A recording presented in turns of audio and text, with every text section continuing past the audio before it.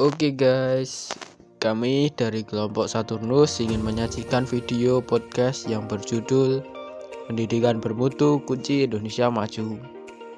Enjoy this video guys. Sebelum itu kami ingin memperkenalkan diri dulu.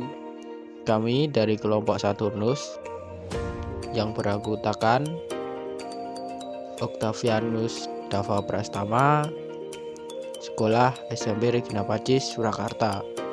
Wijaya Puspo, Sekolah SMP Regina Pacis Surakarta. Katarina Arwa, Sekolah SMP Regina Pacis Surakarta. Francisca Olivia, Sekolah SMP Regina Pacis Surakarta. Pendidikan adalah sesuatu hal yang sangat penting bagi kita semua. Hampir seluruh pekerjaan menilai pendidikan dan keahlian menjadi yang utama. Jadi kita berpendidikan tinggi, maka kita memiliki kesempatan untuk bisa mendapatkan pekerjaan yang memadai, merupakan peluang yang besar untuk didapatkan. Jadi berikut ini kami sajikan dalam podcast tentang pendidikan di Indonesia. Selama pandemi COVID-19, sistem pendidikan di Indonesia dipaksakan untuk berubah untuk sinkron dengan keadaan seperti ini. Lagi pula, kurikulum pendidikan Indonesia sebenarnya belum begitu sempurna dan pas untuk setiap siswa, ditambah lagi kurikulum yang tidak dirancang untuk pembelajaran jarak jauh. Saya pikir bahwa kurikulum pendidikan Indonesia bisa dikembangkan seperti mementingkan pada mata pelajaran favorit siswa dan mempersingkat durasi sekolah selama sehari. Lalu ada masalah lagi, yaitu biaya pendidikan yang tidak konsisten. Ada beberapa solusi untuk memperbaiki masalah biaya pendidikan ini, seperti subsidi silang. Subsidi silang adalah proses penentuan biaya pendidikan berdasarkan mampu atau tidak mampu orang tua suatu siswa. Tahu nggak sih kalian bahwa ternyata masih banyak nih sekolah-sekolah di Indonesia yang masih kurang layak untuk dilakukan pembelajaran. Contohnya seperti bangunan sekolah yang mau roboh dan atapnya juga bolong-bolong, yang membuat murid-murid tidak nyaman belajar, dan alhasil murid tersebut tidak dapat memahami materinya dengan baik. Dan berikut ini saya sajikan data-data sekolah-sekolah di Indonesia yang masih kurang layak dengan diagram lingkaran.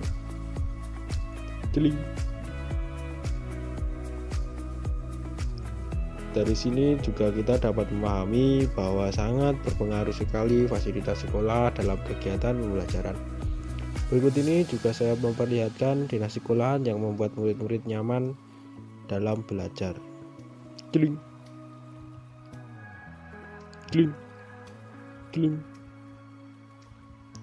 Jadi dari gambar-gambar dinas tersebut kita tahu bangunan apa saja yang penting agar siswa-siswi dapat belajar dengan nyaman. Contohnya, ruang kelas yang kokoh dan atap tertutup agar siswa-siswi dapat belajar dengan nyaman. Lapangan olahraga agar siswa-siswi tidak stres belajar terus-menerus, jadi diselingi dengan berolahraga. Stres hilang, tubuh pun menjadi sehat dan kuat.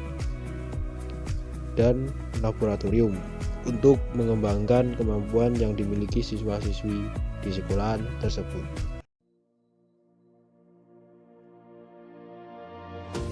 Jadi, diperlukan strategi khusus yang dilakukan satuan pendidikan agar dapat menanamkan nilai-nilai karakter Pancasila dalam diri peserta didik. Salah satunya dengan cara mengimplementasikan pendidikan karakter berbasis budaya sekolah. Terdapat beberapa strategi yang bisa diterapkan untuk menanamkan pendidikan karakter Pancasila berbasis budaya sekolah, antara lain penerapan dalam intrakurikuler seperti dalam proses pembelajaran. Guru tidak hanya menyampaikan ilmu pengetahuan sesuai dengan mata pelajaran, namun memasukkan nilai-nilai Pancasila. Pendidikan di Indonesia saat ini berfokus tentang penanaman karakter Pancasila bagi pelajar atau peserta didik. Apalagi kemajuan bangsa Indonesia, terutama masa depan, tentu bergantung pada generasi muda yang nantinya akan terwujud dalam profil pelajar Pancasila. Lalu, apa itu profil pelajar Pancasila?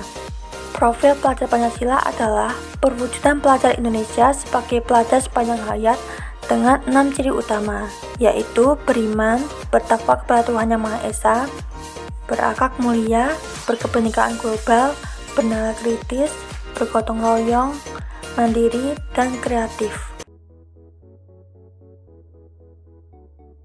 Sebagai warga negara Indonesia, kita memiliki hak untuk mendapatkan pendidikan sesuai dengan UUD 1945 pasal 31 ayat 1. Selain itu, kita juga memiliki kewajiban untuk menciptakan kesejahteraan, keamanan, kenyamanan, kerukunan, keharmonisan, dan ketaatan bersama.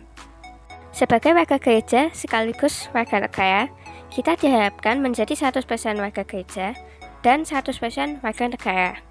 Seperti yang diajarkan Yesus di Injil Matius tentang membayar pajak kepada kaisar. Yesus selalu taat menjalankan kewajibannya, dan ia tidak pernah meminta murid-muridnya melawan pemerintah. Sebagai muridnya, kita harus meneladani sikapnya, yaitu membangun upaya demi kesejahteraan bersama dengan saling memperhatikan hak-hak orang lain di sekitar kita. Sekian video podcast dari kami tentang pendidikan bermutu. Jika ada salah kata, kami semua minta maaf sebesar-besarnya. Dan kami juga berterima kasih kepada guru-guru pendamping yang sudah mendampingi kami dengan baik. Sebelum mengakhiri video ini, berikut juga ada kesimpulan dan saran.